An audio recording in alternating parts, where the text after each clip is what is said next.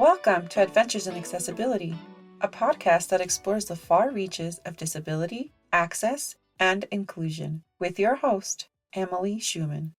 Erik Weihenmayer is one of the most celebrated and accomplished athletes in the world. In 2001, he became the only blind person in history to climb Mount Everest. When he stood on top of Carstensz pyramid in 2008, he completed his quest to climb all of the 7 summits, the tallest peak on each of the 7 continents. Erik is the author of the bestselling memoir, Touch the Top of the World, which was made into a feature film, as well as The Adversity Advantage, which shows readers how to turn everyday struggles into everyday greatness. His latest book, No Barriers, A Blind Man's Journey to Kayak the Grand Canyon, is more than an adventure story. It illuminates how we move forward in our lives towards growth and purpose, despite the barriers that get in our way. He is an internationally recognized speaker and brings his message of living a no barriers life to audiences around the world. In September 2014, Erik and blind and Navy veteran Lonnie Bedwell kayaked the entire 277 miles of the Grand Canyon on the Colorado River, considered one of the most formidable whitewater adventures in the world. Erik continually seeks out new adventures, focusing his efforts on empowering people traditionally swept to the sidelines of life. He founded an organization called No Barriers, which helps people with challenges tap into the human spirit, break through barriers, and contribute to the world.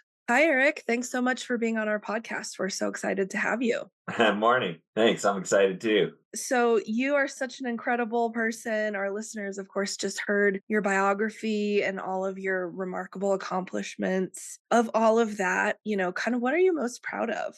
I was a teacher for 6 years. After college, I didn't know what I was going to do. And I got a master's degree in middle school education. And I was really proud to go out to a job interview. It was this big conference that all these schools from around the country were interviewing teachers. And I found my way to New York City by train and went and did a bunch of interviews and actually got a job, 2 job offers. One of them was from Arizona. So that took me to Phoenix, Arizona, where I taught there for 6 years. And I loved waking up every day and teaching middle school English and math to 30 sighted 11-year-olds.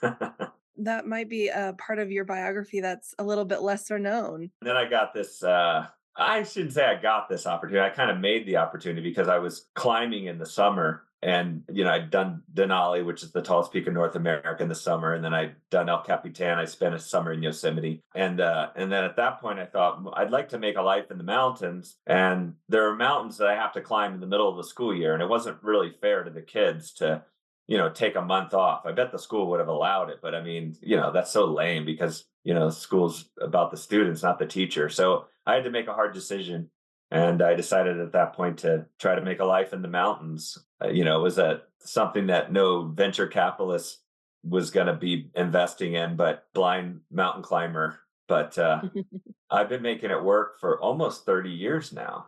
Yeah, well, I'll say, making it work, I think, is an understatement. You've summited Mount Everest, which just seems like it's kind of the crowning achievement of mountain climbing. It's kind of a funny thing making it work is because as a climber or an adventurer, nobody's throwing tons of money at you like if you're in the NFL or something like that. So it's a creative sort of entrepreneurial approach to business and life and doing that life in the mountains. So there's a whole kind of you have to think of it in terms of being an entrepreneur, okay, writing books and trying to get endorsements and sponsorships and doing speaking and just kind of planning climbs and so forth and trying to figure out how you're going to get each of those funded and so forth. So yeah, that part has been really fun and creative as well as just the act of climbing the mountain. Yeah, so we know there's lots of different ways that people experience vision loss. And so can you tell us a little bit more about your individual situation and kind of how that impacts your day-to-day life?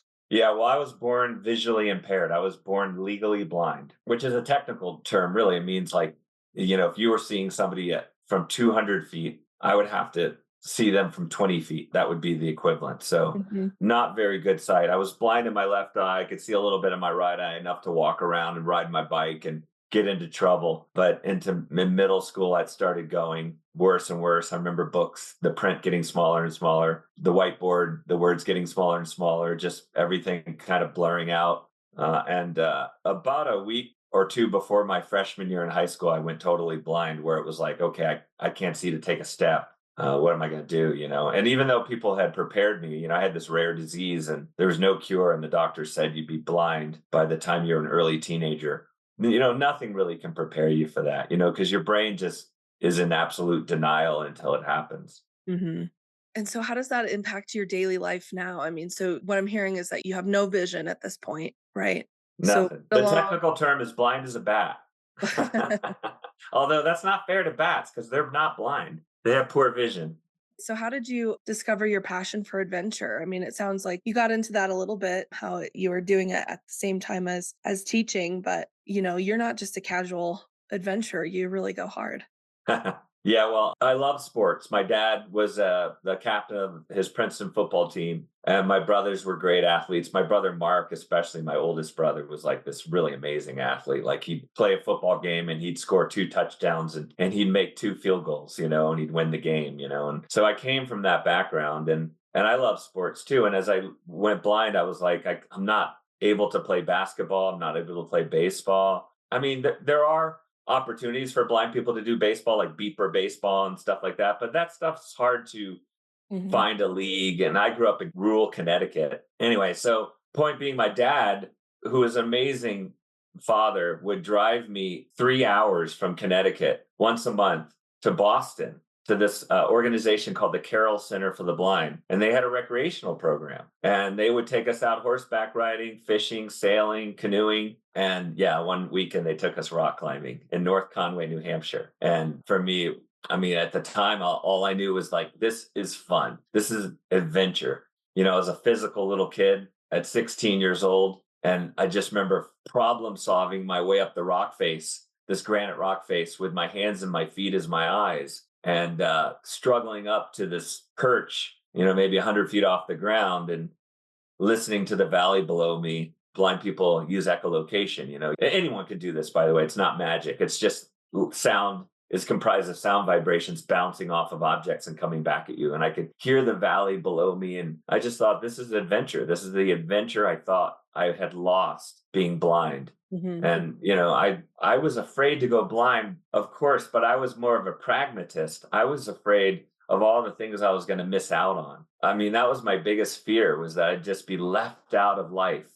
I have absolute FOMO disease, fear of missing out. And so getting to rock climb that first time, I think just showed me that, like, okay, I can still do amazing things if I search hard and try to figure out my own approach to what I'm doing. And do you remember when you first learned about the Americans with Disabilities Act, or when you first started developing some awareness of that? Yeah, no, I mean, I started hearing about it in the 90s, really, when I started paying attention, I would say, in terms of, websites beginning to become more accessible. And I would say in the last 10 years, really, organizations and companies really thinking about inclusivity, about accessibility, and making a real sincere effort to change the fabric of things. As you probably already know, I'm sure, I think like over 70% of working age blind people are still unemployed. And so that's a worse unemployment rate than Americans had in the Great Depression. So it's still a huge struggle, but I do see things changing. I guess that's the positive side.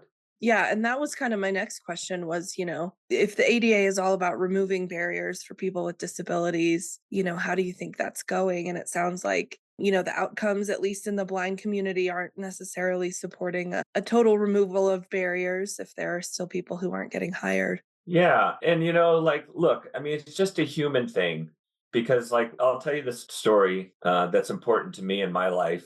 I was in college and I wanted to get a summer job. This was like in the early 90s. And I thought, okay, I could be a dishwasher because I washed dishes at home and I had no skills. I was a college kid.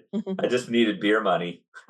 uh, and so my friend said, coming out to Nantucket Island, you can work at this hotel. It's a friend of mine, and they guarantee you a job. And I got there, and the people looked at me like I was from Mars. And my friend had not told him I was blind. And they said, oh, the job's not available anymore. And then we drove by there the next day and they had a big help wanted sign. So, that's rough. That's like a slap in the face. And Yeah. then I decided I'd get a job, as I mentioned earlier, as a dishwasher. Okay, that's my fallback. And I went to a restaurant in Nantucket and I said, hey, could you give me a job? I can wash dishes. And they said, we'd love to hire you, but our restaurant's pretty big and the kitchen's really big and you'd probably get lost and it'd be hard to know where to put things away. And so I was like, okay. So I went to a small restaurant and they said, hey, we'd love to hire you, but our kitchen is too small. You'd bump into things, you might break things. So I'm doing the three bears scenario here. I went to a middle-sized restaurant with a middle-sized kitchen and they said, hey, the pots come in too hot, you'd burn yourself. We'd love to hire you, but we just can't because of liability. And so everyone had a reason. These weren't mean people. These weren't horrible, discriminating humans, but they were biased, right? Their perceptions of blindness were more limiting than blindness itself. And it was such a hard lesson to learn because I realized coming out of this community of Weston, Connecticut, like where people were pretty supportive and teachers were supportive, parents were supportive. I came out into the big world and I realized that there are ceilings that are right in your face and you cannot break through unless people will give you a chance, unless people will say, hey, I'm not an expert on blindness or disability, figuratively hold hands and we'll go through this process together and we'll figure it out. We'll take it as far as we can go. You have to have belief from other people. As a blind person or a disabled person, you just can't bash your head through every wall without, people, mentors who are there to open doors for you. So you're either a door opener or you're a door closer. And it's as simple as that.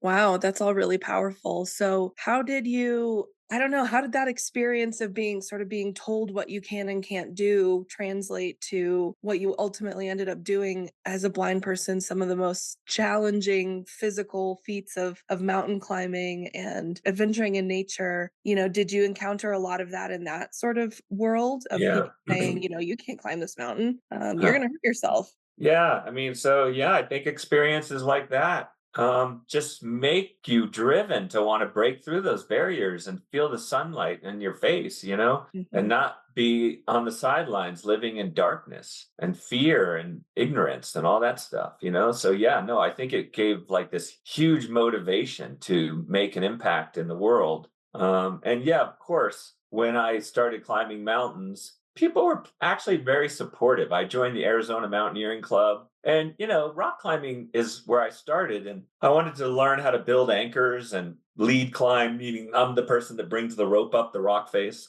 And I found those people really, really supportive. So I'm actually so blown away that I had so many good mentors and people who did say, hey, come on in. We'll figure this out together.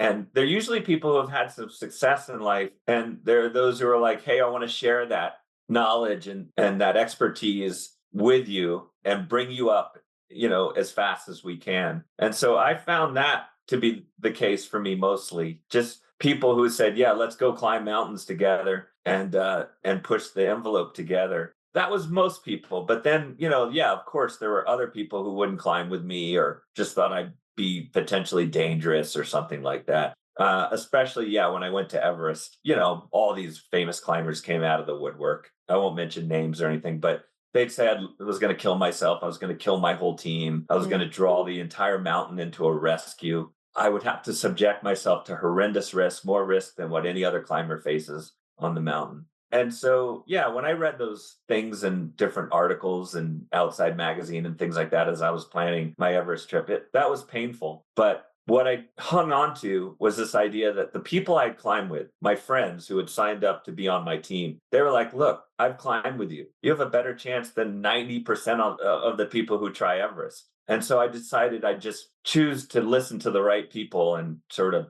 honestly, just write off the naysayers because there's always naysayers out there and you can't do anything about him. And I think the other thing is that those naysayers, of course, they were seeing blindness. They were kind of projecting their own fears and their own limitations and into like what they think blindness would be like. Right. And yeah, no, blindness is a significant disability. I'm not understating it at all. But what those guys were forgetting was that, okay, I am blind, and that is obviously a deficit when you're climbing a mountain. But there's other things that can help you excel: your skill, your fitness, the team that you've built around you. Just your aptitude. Your ability to function at high altitude, your ability to navigate and be efficient. All these things, they totally downgraded those things and just put blindness at the top of the scale, as if blindness were the reason that I would fail over all that other stuff. And it was just misguided. Yeah, exactly. It's just that you have a different way of doing things, not that you can't do things. Yeah, and blindness is as I said, it's a big deal, but I had learned to navigate in the mountains as a blind person. I put in my time. I built tons of systems to be able to, put crampons on and set up tents and cook meals on stoves and do crevasse rescues. I mean, I had my 10,000 hours.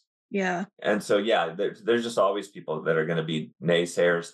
And I really credit my team because these were just regular people. There are no professional, nobody being paid on my Everest team. It was just, we had an architect and a geophysicist. We had physician assistants. We had a doctor. We just had regular people that were really, really good climbers. And they all believed so strongly in getting me to the top of Mount Everest that instead of having that disaster that those naysayers said, we had 19 of my team out of 21 reach the summit, which at the time was a world record. It was the most people Wow. from one team to get to the summit of Everest in a single day. And so we had the opposite of what they said. We had one of the most successful climbs ever on the mountain. And I think that's because my team believed so strongly in what we were doing and making history. And then they all wanted to be a part of it. They all wanted to be a part of that celebration at the summit. So it was actually wound up being strangely the opposite of what those people said. It wound up being this extra motivation that I think created the success of our team.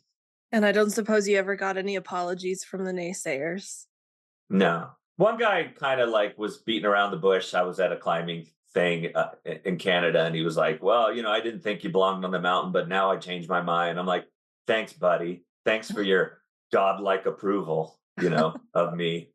Right. That's they're blocking the gate to people, right? There is no mountain god that's there. Anyone can try anything today. That's the beauty of the modern world. Except I will say that now people are always trying to go on the fast track, trying to do big things without putting in the time. So that would be my caution. Put the Yeah. time in, don't Yeah. rush it. I know a guy that was very wealthy and he hired a bunch of guides and they took him around the world and taught him everything in a year, and he got lucky and he summited Everest. But he very much could have gotten unlucky too. So I just think, if you put your time in and you go through the process of answering those questions and trying to figure out what you actually need to be safe, and not just safe in perfect weather, but safe when it hits the fan, which it always does, that just takes time, and it takes a good group of people all kind of trying to move together. And my Yeah. team was like that. I had our team leader, Pasquale. He was an amazing guy. He lives in Lakewood, Colorado, or used to.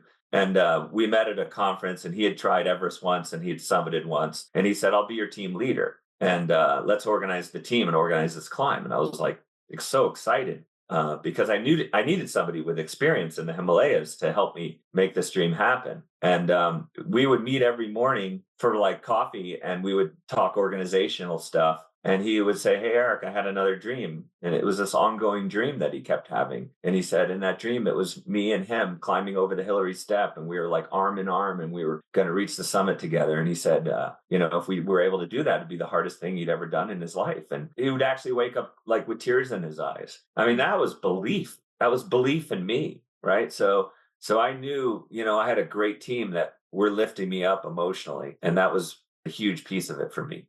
Yeah, that's incredible. And so what was that moment like when you hit the summit? I know you probably get asked that a lot, but I'm curious to know what you think of it now. Well, I had a good strong day on Everest. Sometimes you have weak days, sometimes you're just barely hanging on, and then other days you feel strong. And I felt good. And I reached the summit with my team. And you stand up there and you just can't even believe that you're standing on top of this thing. It's such a symbol of everything you worked for, except then you got to get down. You 15 minutes of hugging and crying and taking pictures, and then you got to get down. And that's when most of the accidents happen, on the way down, because you're tired. Yeah. So you never can really let your guard down until later.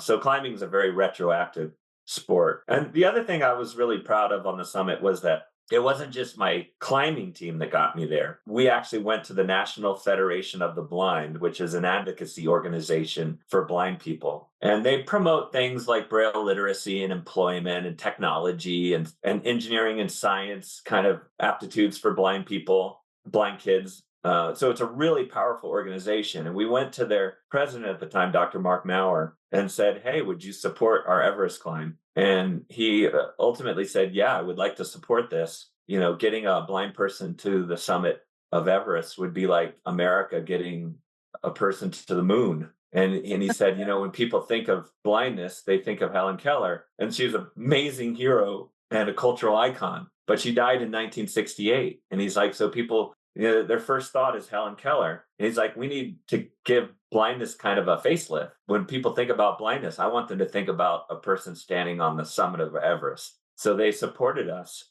And that was a lot of money for an organization. It was like $200,000 to get us to the Himalayas and support that team. And as I mentioned, that was, most people who are blind being unemployed. So it was blind people doing car washes and bake sales to get me to the summit. So when I stood on the summit, I had my team around me, but I also felt like I was standing on the shoulders of thousands and thousands of blind people who had helped us get there. Wow.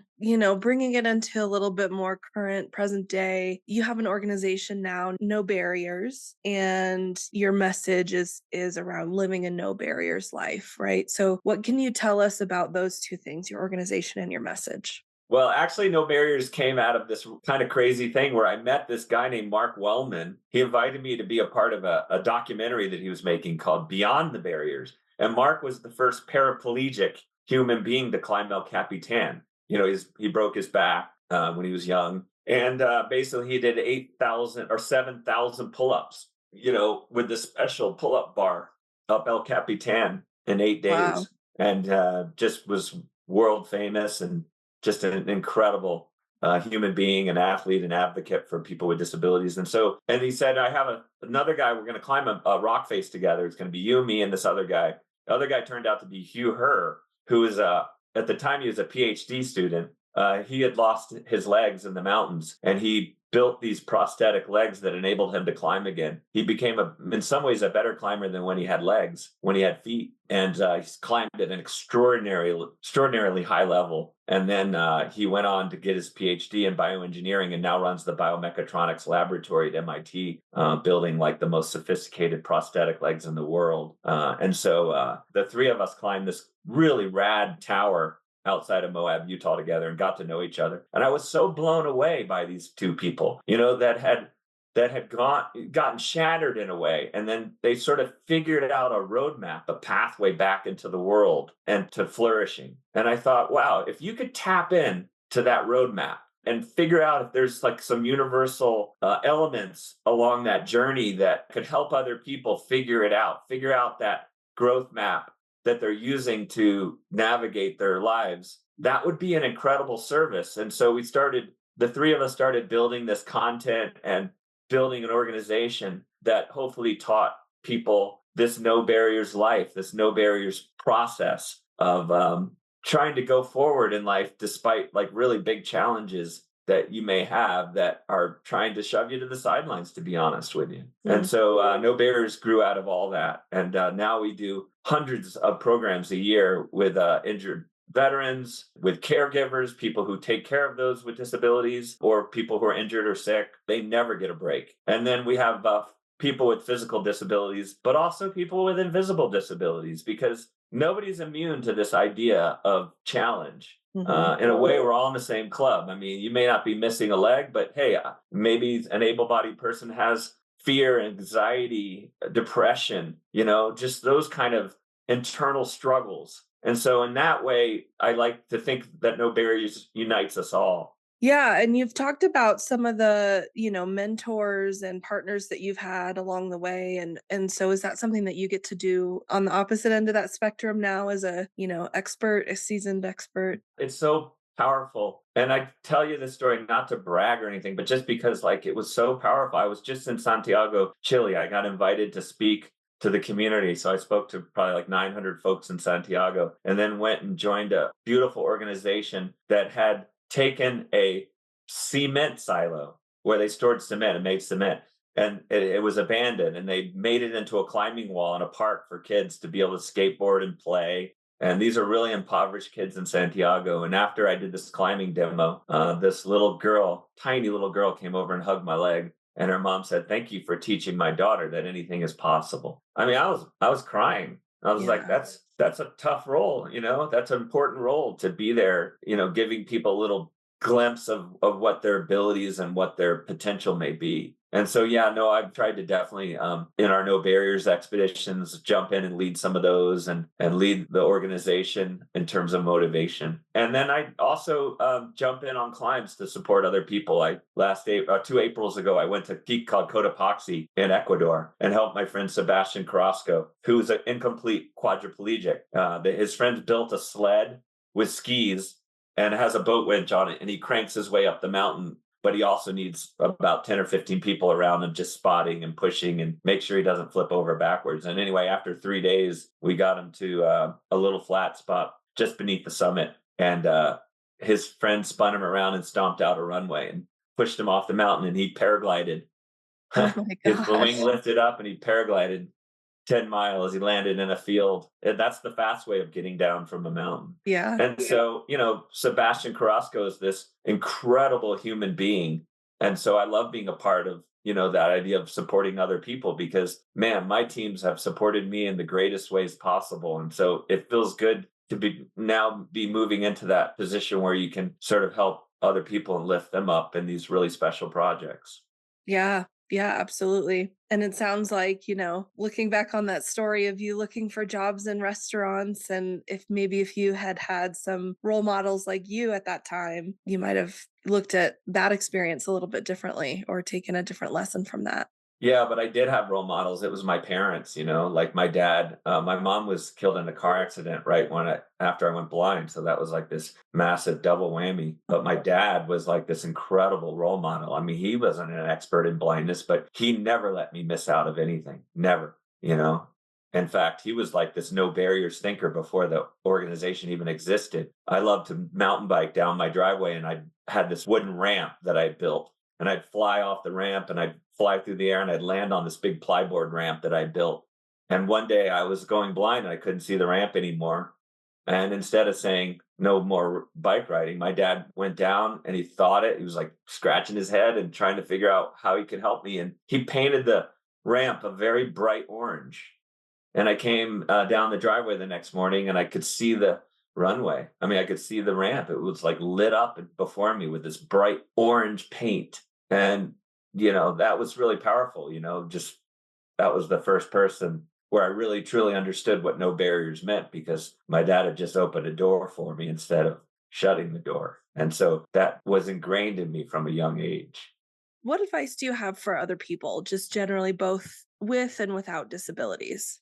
One is get out into the world, right? Like if you're blind or you're disabled, and I'm going to be a little bit blunt here, nobody's going to come to you and just pull you out of your house. Maybe your parents or your friends or your family may do that, but I wouldn't rely on it, right? So you got to get out into the world, get to the health club, get to your gym, get to your rec center, go out and show up at the climbing gym or a climbing organization. Like here we have the Colorado Mountain Club or No Barriers. There's so many great organizations out there, and you have to just be bold and you just have to make it happen because people won't necessarily make it happen for you. Once they realize that you're really interested and motivated, people will be there to mentor you and help you. But yeah, you got to take the first step. And I'm so glad that my dad encouraged me to take that first step and join that recreational program for the blind when I was a teenager. Say yes to good opportunities. Don't allow yourself to be shoved to the sidelines, living life in that dark place where you feel like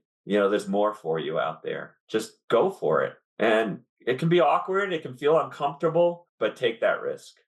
What's next for you, and where can listeners connect with you after today's episode? Well, you can learn about No Barriers, nobarriersusa.org. Obviously, you can find me on Instagram and all that stuff, Erik Weihenmayer. But I'm continuing to climb and adventure. I just got back from Valdez, Alaska. I was climbing frozen waterfalls, heading to the desert to rock climb for a week next week, heading to Canada to try a big 3,000-foot vertical face, going to the Dolomites in July. My adventuring never stops. I'm very spoiled these days to be able to live just such a fun life and climb and work with no barriers. And I'll also lead a couple No Barriers expeditions. I'll be part of a youth expedition this summer, and I'll be part of a veterans experience this summer with No Barriers. So, and then we have events that you can check out that are open to the public. Like we have an event called What's Your Everest? And not this summer, but next summer we'll have our No Barriers Summit, which is just amazing innovators and speakers and entertainment and active technology demos and things like that for people to come and learn about what this No Barriers life can look like. So, is there anything else that you'd like to share with our listeners, or anything we didn't ask you today that we should have? I want to learn more about Rocky Mountain ADA. You guys are an incredible organization with just delivering such a great resource. And so I look forward to figuring out how we might be able to tap into you guys a little bit more too. Yeah, absolutely. Well, Erik, thank you so much for your time today. This has been such a pleasure talking to you. Really, it's been an honor. You're a remarkable human being, and I can't wait to see what comes next for you.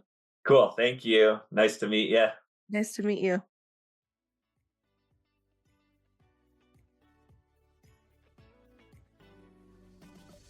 Thank you for listening to this week's episode of Adventures in Accessibility. Tune in next time for another dive into the unknown. Adventures in Accessibility is hosted by Emily Schumann, and Jessica Lucinia is our sound engineer. This podcast is a project of the Rocky Mountain ADA Center and is funded under a grant from the National Institute on Disability, Independent Living, and Rehabilitation Research, grant number 90DPAD0014. This production is intended solely for entertainment and informal guidance and should not be considered legal advice. The opinions expressed by guests are not necessarily held or endorsed by the Rocky Mountain ADA Center.